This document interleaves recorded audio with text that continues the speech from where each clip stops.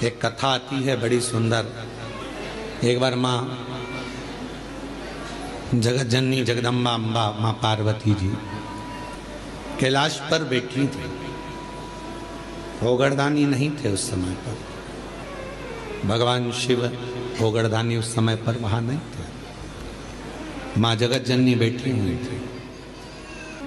एक बूढ़ा ब्राह्मण साधारण सी जिंदगी जीने वाला, बिल्कुल सहजता का जीवन जीने वाला, अपने काम में चलते चलते चलते चलते जा रहा। रोज उसका नियम था भगवान की भक्ति करना, स्मरण करना, जप करना, पाठ करना। शाम का समय था, देख नहीं पाया, ध्यान गया नहीं और मालूम पड़े कि उसके चरण एक खड्डे में गिर गए और खड्डे में पड़ने से उसका पांव टूट गया, शरीर में चोट लग गई। उसके घर के लोगों ने उसको घर में ले जाकर सुला दिया। बहुत दिन तक वो घर में ही पड़ा रहा। घर में जगत जननी जगदम्बा अम्बा माँ पार्वती जी ने देखा, कब से पड़ा हुआ है ये, कितने दिन से पड़ा हुआ है, शिव जी को इसका ध्यान नहीं है क्या? कई लोग कहते हैं कि भगवान सुनता नहीं है क्या? कई लोग कहते हैं भगवान क्या देखता नहीं है क्या? हम इतना भजन करते हैं और हमारे एक रिश्तेदार हैं, वो हमको तकलीफ देते रहते हैं और इतना फूल रहा फल रहा, हमारे पड़ोसी इतने फल रहे फूल रहे जो भगवान के मंदिर तक नहीं जाते और लोगों को परेशान करके रखा है। उसके बाद भी उसके यहाँ भगवान इतना दिए जा रहा है। क्या भगवान नहीं है क्या? क्या भगवान की आंखें नहीं है क्या? लोग कहते हैं। हम इतना तपस्या करें, भजन करें, कीर्तन करें और दुख भी हमें ही आ रहा है। और वो इतना कष्ट देने के बाद दुनिया के लोगों को चूसे जा रहा है, धन लिए जा रहा है, लिए जा रहा है, लिए जा रहा है, लोगों को कष्ट दिए जा रहा है और उसके बाद भी फल फूल रहा है। क्या भगवान नहीं है क्या? है तो फिर जो इतना दुनिया को कष्ट दे रहा है वो इतना फल फूल क्यों रहा है? उसका कारण आज का नहीं है, पूर्व का है। कोई पिछले जन्म का उसने अच्छा कर्म करा होगा तो आज उसको भगवान ने इतना गाड़ी बंगला सत्ता वैभव जायदाद सब पूर्व का करा होगा, आज भोग रहा। और आज आने के बाद अगर वो बेकार कर्म कर रहा है तो एक जन्म नहीं, ना जाने कितने जन्म भोगेगा। और तू आज अच्छा कर रहा है, दुख मत मना। तूने पूर्व में कोई गलत कर्म करा होगा तो आज तेरे पास में ना थोड़ा धन कम है, वैभव कम है, सत्ता कम है, पर तेरे पास भजन तो ज्यादा है ना। भजन तू कर रहा है, शिव की आराधना कर रहा है, साधना कर रहा है, कर ले, अगला जन्म सवर जाएगा तेरा। फिर तुझे कोई जन्म नहीं लेना पड़ेगा, कोई जन्म, फिर तुझे कोई जन्म नहीं लेना।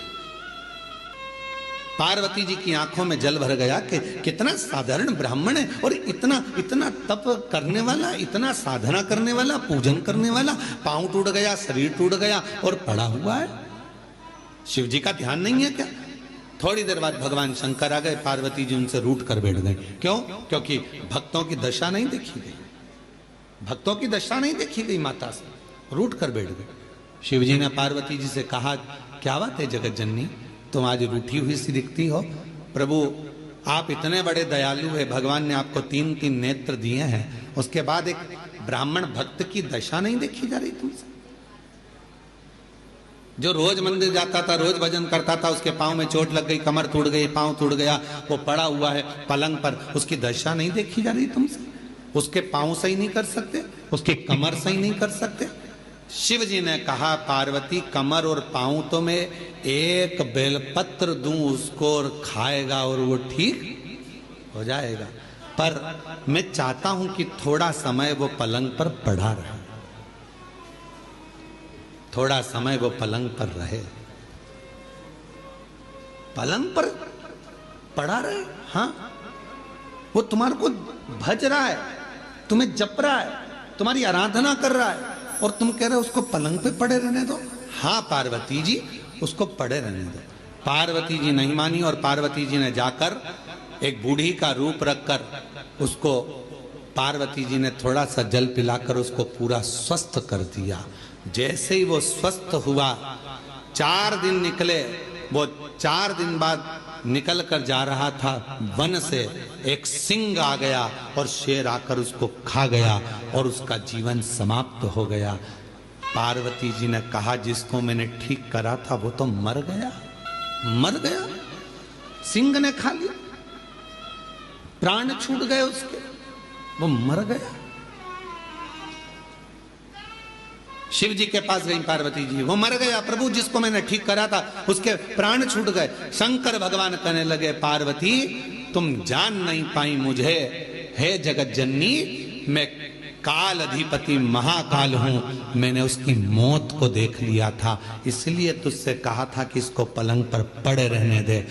ये पड़ा रहता, इसकी मौत टल जाती और ये ठीक होकर फिर अपने काम में लग जाता, पर तूने चलने नहीं। आप में से कई लोग हैं ऐसे जो भगवान को दोष देते हैं। कई लोग कथा श्रवण करने वाले भी ऐसे हैं जो परमात्मा को दोष देते हैं। हम इतना पूजन पाठ करते हैं तो दुखी हैं, हम जल चढ़ा रहे हैं तो दुखी हैं, हम मंदिर जा रहे हैं तो दुखी हैं, वो व्यक्ति इतना फल फूल रहा है, वो ऐसा कर रहा है, हम दुखी हैं। हम ना परमात्मा को धन्यवाद देना कि मैं तेरी निगाह में हूं, धन्यवाद दो। थोड़ा सा कष्ट आ गया तो रोना नहीं, भगवान को धन्यवाद देना कि कोई बड़ा दुख आने वाला था, थोड़े से दुख पर निकाल दिया। हाथ में लग गई, पांव में लग गई, घर में पड़े हो ना, तो परमात्मा चाहता है कि तेरे साथ कोई घटना घटने वाली थी तो निपटने वाला था, इसलिए हाथ पैर तोड़कर तुझे घर के अंदर पटक दिया कि तेरी जिंदगी बच जाए, तुझे कहीं जाना ना पड़ जाए।